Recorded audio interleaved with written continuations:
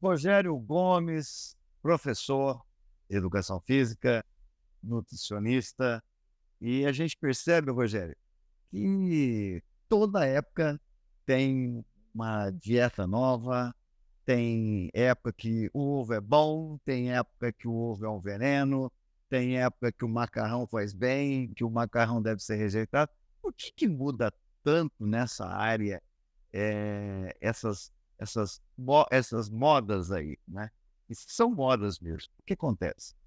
Justamente, primeiramente, prazer imenso estar aqui, tem a todos os ouvintes, um grande abraço. Justamente, a moda precisa ser reinventada e cada vez mais eles criam muita informação para desinformar a todos.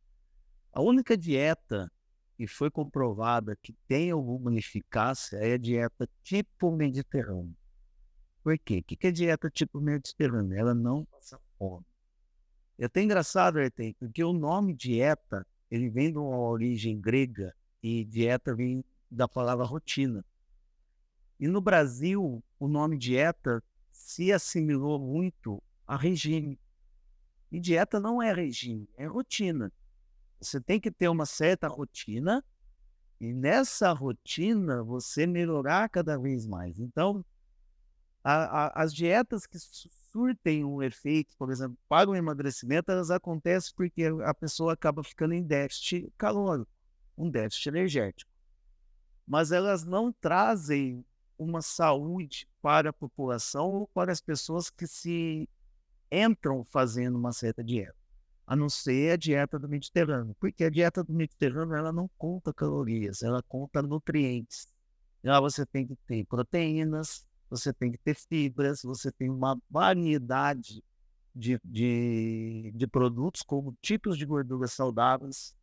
Então, a dieta do Mediterrâneo, ela tem pães, ela tem frutas, ela tem grãos, ela tem castanhas e ela tem muito peixe, além do azeite, peixe. Tudo isso pode comer. Tudo isso pode comer moderadamente, sem problema nenhum. Então, as pessoas ficam com medo de comer, que a gente tem analisado no consultório, e tem. As pessoas engordam não porque ela come, mas porque ela deixa de comer. Ah, porque tem justamente, porque é o final de semana, a pessoa ingere muita caloria e naquele dia ela não ingere o quê? Fibras, proteínas. Então, o que ela deixa de comer faz muito mais mal à saúde dela do que ela está também comendo. Não que ela deve comer feijoada, tomar todas e beber muita cerveja, esse excesso é ruim. Mas é comum a gente ver, principalmente nos homens, se eu bebo, eu não como. Se eu como, eu não bebo. Então, não vou comer, eu vou somente beber. E aí tá o problema. Aí tá o perigo, porque acaba levando o meu corpo a uma carência nutricional. Tá? E se nós falamos que essa moda muda e muda a todo momento, porque é moda, é porque tem muita gente ganhando com isso. Então a gente também pode concluir que é um assunto que cada vez mais está despertando interesse. Agora, há alguns anos atrás, há 15, 20 anos atrás, não tinha essa febre. Essa preocupação com alimentação, com dieta, é uma febre de momento, também é uma moda de momento, digamos assim. O que a gente tem que analisar, nos últimos anos, a população ela ficou muito mais sedentária, os alimentos ficaram muito mais fáceis, e aí a população ganhou muito mais peso. E hoje a gente tem um grande risco hoje, que são as doenças silenciosas.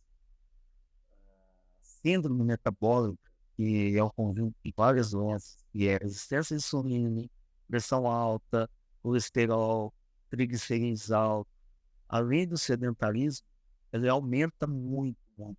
Então, essa preocupação é constante. Então, a gente começa a ver que as pessoas querem sair disso e começam a querer fazer o quê?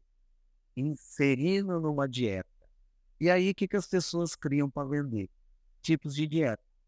E aí põe como dieta milagrosa, e essa dieta, geralmente, ela acaba ocorrendo um certo resultado em curto momento, mas não o resultado a longo prazo. Ou a gente conversa muito com as pessoas. será que essa dieta, esse estilo de vida que você adquiriu vai ser sustentável?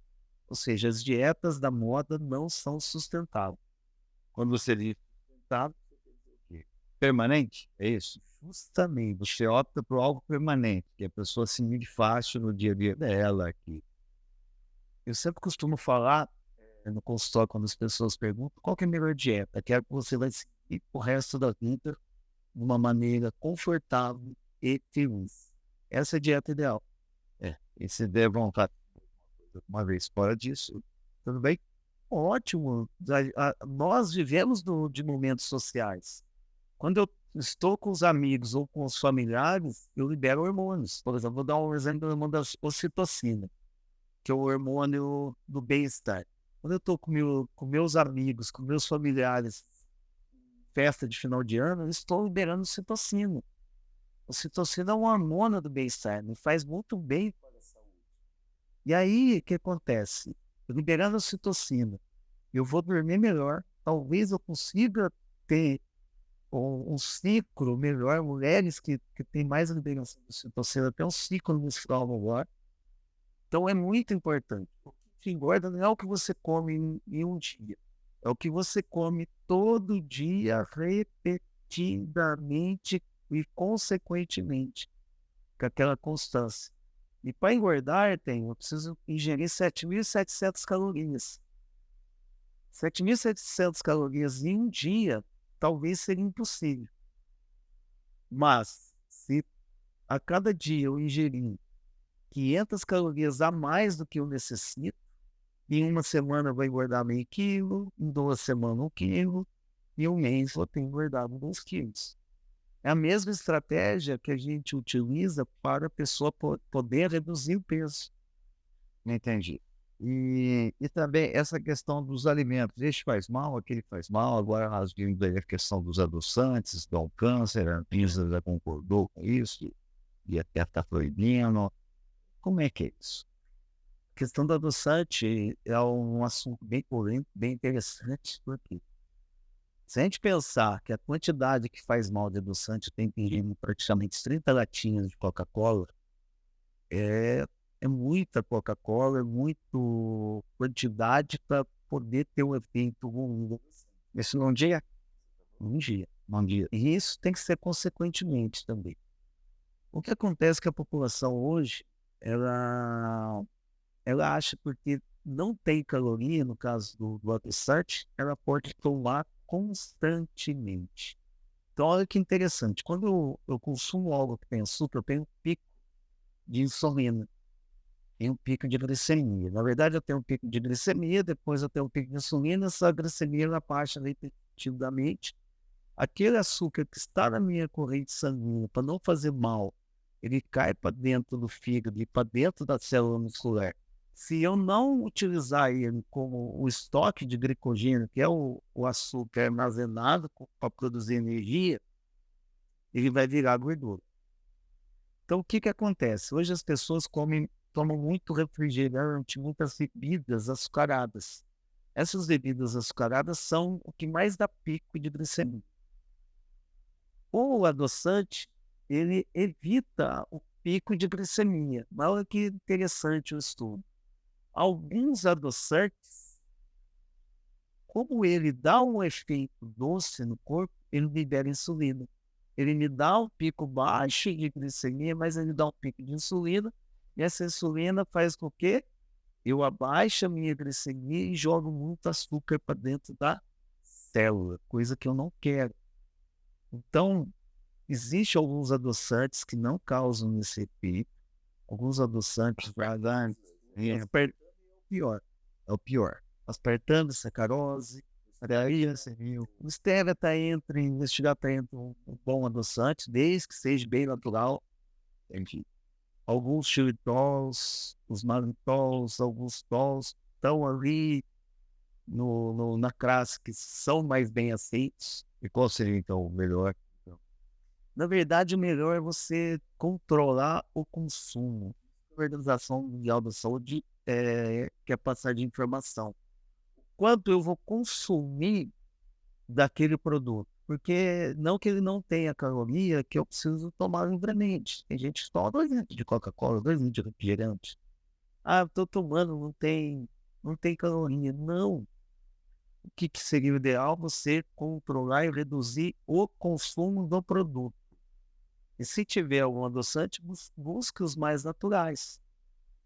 Então, a stevia é o que a gente recomenda, é um dos mais fáceis de ser encontrado também. Então o gosto não é tão agressivo, né? Não, mais normal. Bom, também depende da pessoa, né? Depende da pessoa. Tem adoçante que adoça 20 vezes mais com açúcar, até 500 vezes. O açúcar é vilão mesmo, assim? E tão maldoso do jeito que está sendo apontado aí? Uma ótima pergunta. Tem não só o açúcar é ruim, mas a frutose. Calma, gente, não é a frutose da fruta. Isso eu já Isso que eu vou explicar e tentar quebrar essa que as pessoas não entendem. Quando as pessoas comem o açúcar, que a gente chama açúcar de mesa, na verdade o açúcar de mesa é uma sacarose. Então ele tem 2 moléculas, uma molécula de glicose, a glicose em excesso é ruim, e uma molécula de frutose.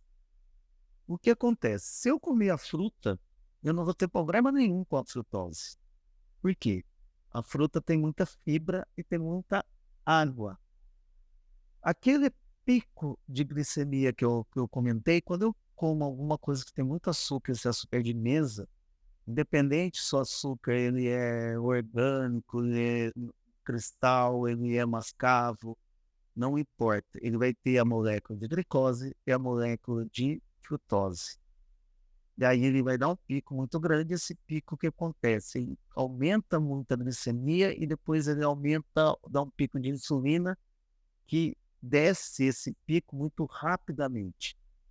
Isso constantemente, além de você poder criar uma resistência à insulina, que é ruim, que futuramente você pode se tornar uma pessoa diabética, você acaba fazendo o quê? Sobrecarregando algumas células. Primeiro, o fígado, que vai ter que armazenar essa energia da glicose em forma de glicogênio, ou um músculo esquelético. O que acontece? Grande parte da população é o quê? Sedentária, tem estoque de glicogênio. Então não gasta glicogênio, o estoque está parado. Se eu tentar encher um copo que já está cheio de água, ele não vai transbordar.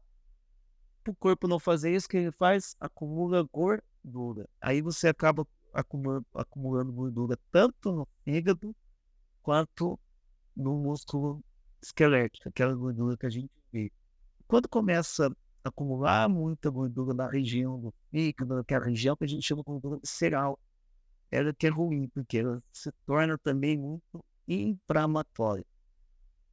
Bom, temos muitos outros questionamentos aí. Eu acredito que o seu tema é um tema que está na moda, digamos assim, né? Por tudo isso que tem sido dito, falado, escrito, lido, né?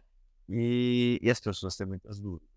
Mas nós vamos a um rápido intervalo. Daqui a pouquinho a gente volta para saber, inclusive, o que é mito, o que é lenda, verdade, mentira, sobre dietas, sobre alimentos e também sobre atividades físicas, né? Daqui a pouquinho a gente volta.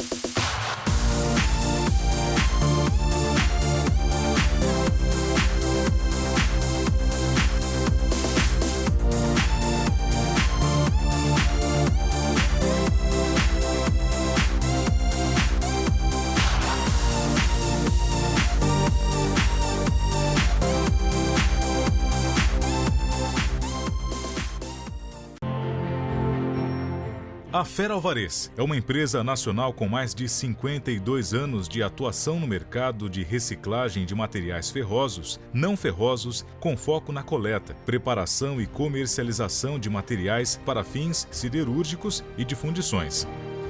Contamos com uma frota própria de caminhões personalizados, equipados com sistemas de carga e descarga, entre outros, para atender os diversos tipos de demanda. Possuímos bases de coletas e entregas por regiões estratégicas e, assim, atender à atual necessidade do mercado nas regiões Sudeste, Sul e Centro-Oeste. Aliados a isso, uma equipe operacional, administrativa e comercial capacitada e experiente para atender toda a necessidade de fornecedores e clientes da Fera Alvarez Divisão Sucata, fator que oferece mais segurança e tranquilidade para todos os nossos parceiros. Fera Alvarez, soluções em aço. Que tal saborear uma deliciosa comida mineira? No Rancho do Dilino, você e sua família aproveitam o ambiente mais aconchegante de São João da Boa Vista. Você vai se deliciar com as mais saborosas saladas,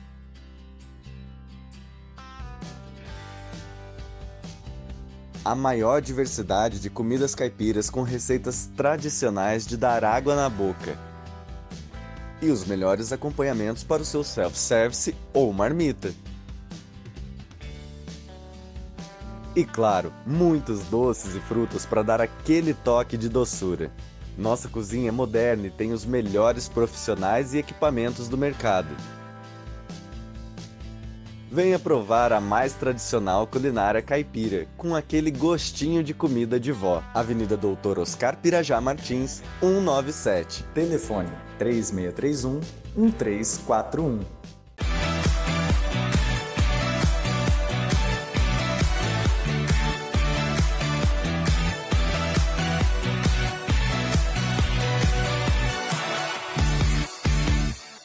Rogério Gomes, professor, nutricionista, está esclarecendo para a gente aqui muitas dúvidas a respeito dessa questão de dietas, regimes, também vamos falar sobre atividades físicas, nem tudo é bom, né? Tem coisas boas, tem coisas ruins, mas nós estamos vendo essa confusão aí, né? Cada hora uma informação, uma hora uma coisa faz bem, outra hora faz mal, uma hora não é para comer ovo, outra hora é para comer ovo. Macarrão, cada hora é uma coisa, né? No Fantástico, cada domingo tem. Um dia pode, outro dia não pode, né? É sempre assim, um domingo pode, outro não pode. Então me fala para mim, Rogério, quais as maiores mentiras relacionadas aí à alimentação? Tem várias, viu? Acho que dá para a gente, para começar o bate-papo hoje, ficar uns 4 dias comentando aqui, falando. O primeiro mito é sobre o ovo. Na verdade, o ovo é um excelente alimento. O ovo, apesar de ser rico em colesterol, ele não aumenta o seu colesterol, na verdade. Então, as pessoas ficavam com medo de comer ovo porque o ovo aumenta o colesterol. A não ser que eu comer uma dúzia inteira de ovo frito, aí sim. Para começar, o ovo é uma proteína que tem a maior taxa de absorção. Então, quando a gente faz uma conta da cadeia nitrogenada, que a gente chama de NDPcal, que é a quantidade de nitrogênio que vai ser perdida e a absorção daquela proteína, o ovo é absorvendo 100%. Então, a gente chama de ovo 1 por 1. Enquanto que outras proteínas, que não é proteína de alto valor biológico, as carnes, ela é 0,8. O colesterol do ovo, olha que interessante. Ele aumenta seu colesterol? Não. Ele diminui o seu colesterol, porque ele força o seu corpo a não produzir o seu colesterol. Porque o colesterol ruim não é o colesterol que está lá, é o colesterol oxidado. E geralmente ele é oxidado por quê? Porque, como eu disse anteriormente, é o excesso de açúcar que tem. Quando eu tenho um excesso de açúcar na minha corrente sanguínea, eu vou estocar muita gordura visceral. Eu aumento o meu triglicérides. Se eu tiver o colesterol, que é o HDL, que é o colesterol bom, HDL, que lembra, que vem de hoje Deus lembra, se estiver baixo, ele vai aumentar a oxidação do colesterol. Geralmente esse colesterol aumenta a sua oxidação, por quê? Porque eu tenho muita quantidade de açúcar na corrente sanguínea. E esse açúcar ele aumenta os radicais livres. E quando eu coloco um colesterol bom, eu diminuo alguma produção do meu colesterol. A gente já tem isso nos estudos. E aí eu tenho, porque o ovo ele tem todas as vitaminas menos a C. Então, se eu comer ovo e eu consumir a vitamina C, eu melhoro todo aquele meu perfil lipídico. Interessante, né? Comentando, depende da quantidade também e do Vai modo sair de comendo ovo.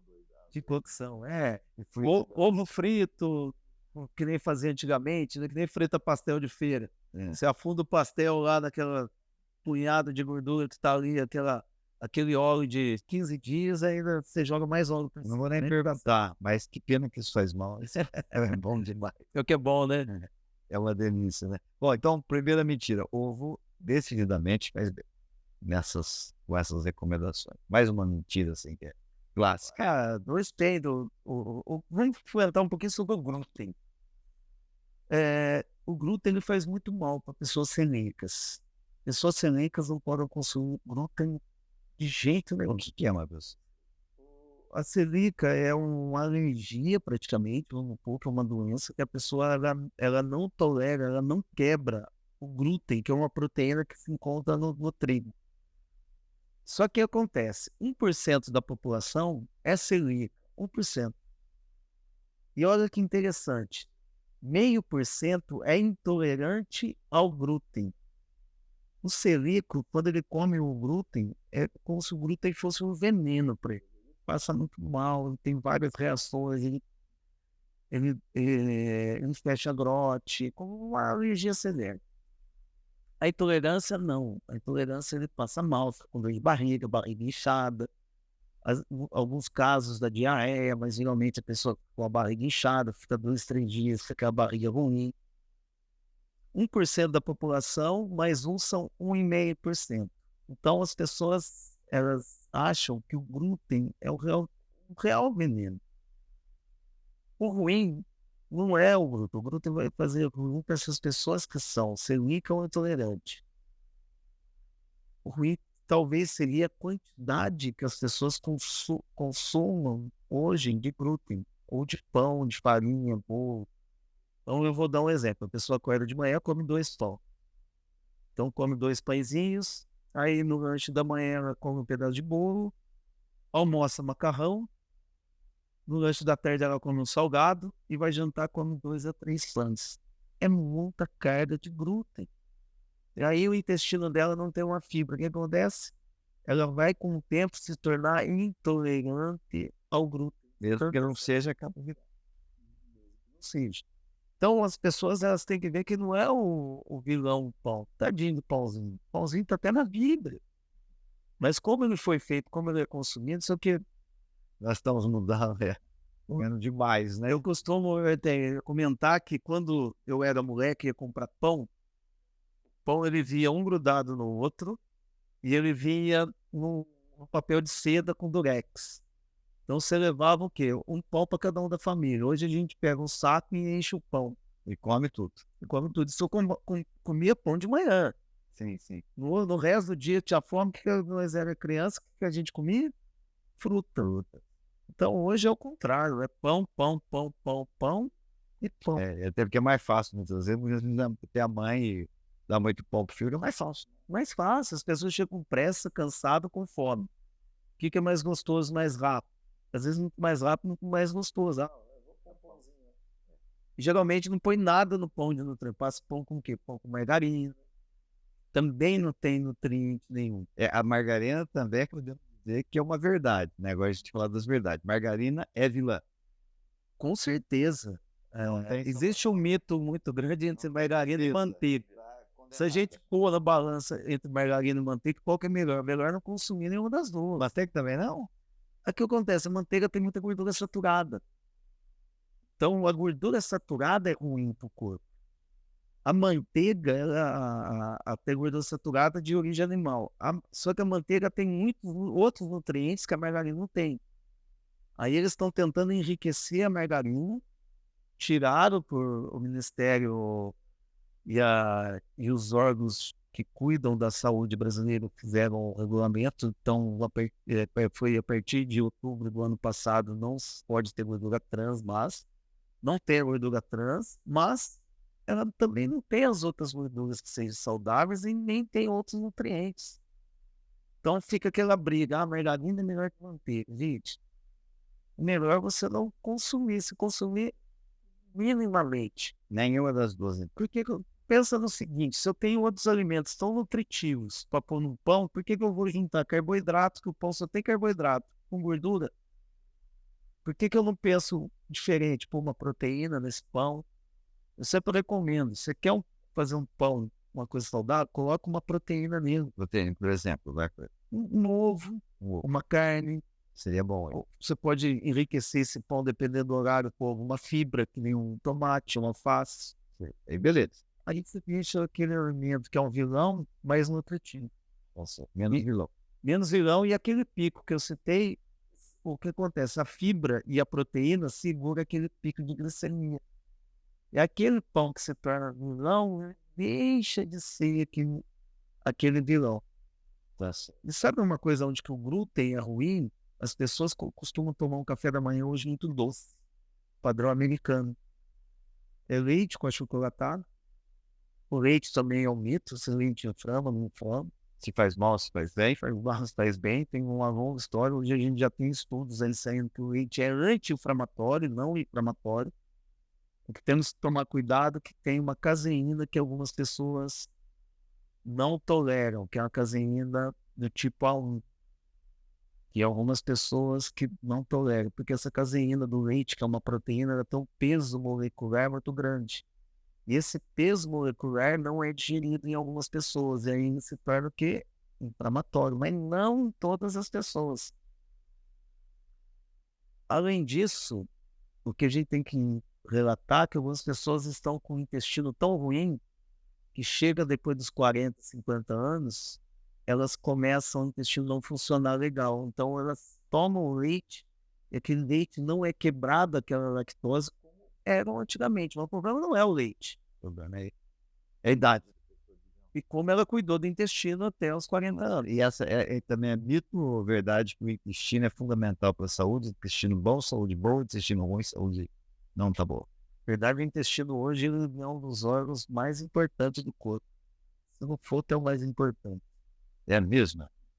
Porque além de ele ter várias ligações nervosas, intestino e cérebro e intestino tem uma relação de transmissão de informação constante. Que coisa! O intestino ele modula a tua imunidade, ele absorve os nutrientes. Então, o que a gente comenta? As pessoas chegam no consultório e falam assim, eu preciso comer mais proteína. Quando você começa a fazer uma análise clínica, você vê que o que está ruim nela é o intestino. Então não adianta eu colocar mais proteína se aquela proteína não vai ser absorvida. Então, tinha-se um ditado que era o seguinte, a gente é o que a gente come. Não, nós somos o que comemos e o que absorvemos. Então, eu preciso saber o que eu vou absorver. Para mim absorver aquele alimento, eu preciso estar primeiro com o intestino saudável. Senão eu vou aumentar o transporte de proteína, então eu vou fazer aumento o consumo de proteína, eu vou aumentar aquela região inflamatória na região intestinal e eu não vou absorver a proteína. É aí que acontece, quando você olha desde o formato das fezes das pessoas, você vê que está totalmente alterada. Você vê que pessoas que têm uma constipação muito grande, tem pessoas que têm diarreia muito grande. Você vê que grande parte das doenças, o primeiro sintoma que dá é perder o olfato, o paladar, da diarreia. Por quê? O intestino ele precisa modular o nosso corpo para poder produzir células imunes, as imunoglobulinas, que são as células imunes. Só que para o intestino fazer essa modulação, o que ele precisa? Estar limpo, descansado. Se você encher de alimento, o que acontece? Ele não dá conta. Então, o que ele quer fazer? Ele quer limpar. Então, ele dá uma diarreia e desliga o olfato e o paladar. Aí, o que você faz? Acaba comendo menos. Então, nós tivemos aí uma pandemia que era normal. Os sintomas eram esses. Que coisa! e que a gente vai lembrando aqui de várias passagens da história, né? E como os antigos talvez deveriam saber muito mais que nós, né? Os antigos dos reis, tem essas passagens, eles, tinha aqueles cuidados da saúde dele, olhava diariamente as fezes. Talvez também. É um conhecimento milenar. A nutrição moderna, o que ela vai ser? É o tema do meu livro que eu estou para lançar ele. Claro, é novidade. A novidade que é o seguinte, quer ter uma vida saudável, se alimente como seu avô se alimentava. Que é melhor do que nós comemos. Justamente. Então, tá no nosso gene. Outra coisa é a gente fala assim, se quer comer uma comida saudável, faça a dieta da Bíblia. Todos os alimentos que estão na Bíblia. Então tá lá, fibra, pepino, azeite. Pepino bom também, é uma verdade. Planta parecida pepino é um santo remédio. Então é santo mesmo. Pepino é excelente, só tem água e fibra. Pepino é excelente, água e fibra. Cebola, alho, Tudo bom. tudo excelente. Que coisa. Bom, eu já cheguei à seguinte conclusão aqui, que cada um. Tem que analisar a pessoa, alimentos faz bem para um, não faz bem para outro, quantidade para um, não faz bem para outro. E eu acho que também com relação a atividades físicas, uma coisa, né? Não são todas as atividades físicas que são boas, não são todas que são boas a qualquer idade. Tô certo ou tô errado? Não, com certeza. A primeira lição do treinamento físico a gente chama de individualidade biológica. Qual que é a tua individualidade? Então, quando eu tinha 20 anos, eu jogava futebol. Hoje, com 44, já não dá para me jogar do mesmo jeito que eu jogava futebol. Se eu jogar, eu vou machucar. Eu tenho que reconhecer as minhas individualidades. Eu tenho que mudar de esporte, ou me adaptar a um outro esporte. Então, isso acontece muito. Eu tenho que começar a me adaptar. Senão, o que acontece? O exercício ele funciona com estímulo. Um estímulo ruim não tem efeito nenhum. Um estímulo excessivo também é ruim. Então, eu tenho que modular o estímulo que eu dou. E aí, esse exercício ele também é individual. Qual que é o melhor exercício para mim? Primeiro, o que eu mais gosto. Porque, que nem na alimentação, tem que ter uma constância. Que nem dieta, tem que ter uma rotina. Se eu não gosto, é melhor não fazer. Eu preciso achar algo que eu goste e tenha uma rotina. Na verdade, é uma higienização o exercício físico, né? E a gente toma banho, escova o dente todo dia. Certo. Eu, por exemplo, nunca me adaptei a andar de bike. Já tem amigos que me tentaram incentivar, mas eu não consigo ter o prazer. Quer dizer, não devo mais insistir, então. Não, você vai no que você gosta, eu posso caminhar. Sim, gosto. Que nem eu trabalho também dentro de uma academia. Eu não consigo pedalar ou correr no ergométrico. Isso é comigo mesmo. Eu já não gosto. Eu gosto de paisagem, ar livre. Inclusive, quando eu corria, o que eu fazia? Eu mirava as árvores, os postes. Eu falava, tem que correr até aquele poste. Então, quando eu estava cansado, eu punha assim, ó, agora tem que correr até aquele outro poste. Na bicicleta também é a mesma coisa. Eu tô no morro, tô cansado. Falei, não, eu vou mais 10 segundos. Aí eu reprogramo você mais 10. Tá, eu faço isso também. Então, na verdade, a gente mente pra gente mesmo, né? Enganando o próprio cérebro nosso. Na verdade, a gente é muito mais capaz do que a gente imagina, né? Só que o que acontece com a maior parte das pessoas? Elas acabam desistindo antes. E tudo isso, no exercício físico, às vezes a pessoa fala assim, mas eu nunca comi, eu não gosto. Isso, eu não tô. Tem que experimentar. Então é assim, Isso é um pouco. Tá certo. Rogério, tem muito mais coisa pra gente conversar, mas nosso horário chegou ao fim.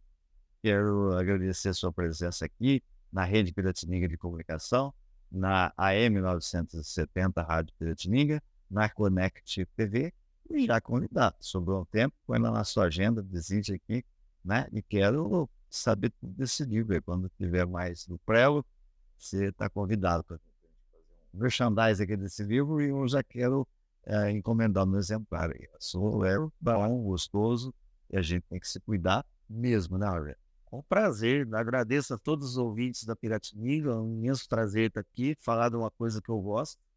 A minha missão é essa, ajudar pessoas de alguma maneira, ou através do exercício físico, que hoje é também através da alimentação. Então é um prazer imenso aqui e com certeza isso vai fazer acelerar o processo de escrita desse livro aí. Tá certo. Então, Então, está convidado, vem depois dizer para nós aqui, quero saber como é que a gente emagrece mais rápido, quero todas as informações. É importante manter o nosso pessoal informado. É um grande prazer falar contigo. Parabéns aí pela didática. A gente percebe que você sabe do que está falando, e isso é muito importante, tá bom? Grande abraço, Rogério. Obrigado, gente. Assim foi nosso bate-papo, nosso podcast aqui com o Rogério, professor, nutricionista, aqui pela Rede Piratininga de Comunicação, pela Connect TV. Grande abraço a todos, até a próxima.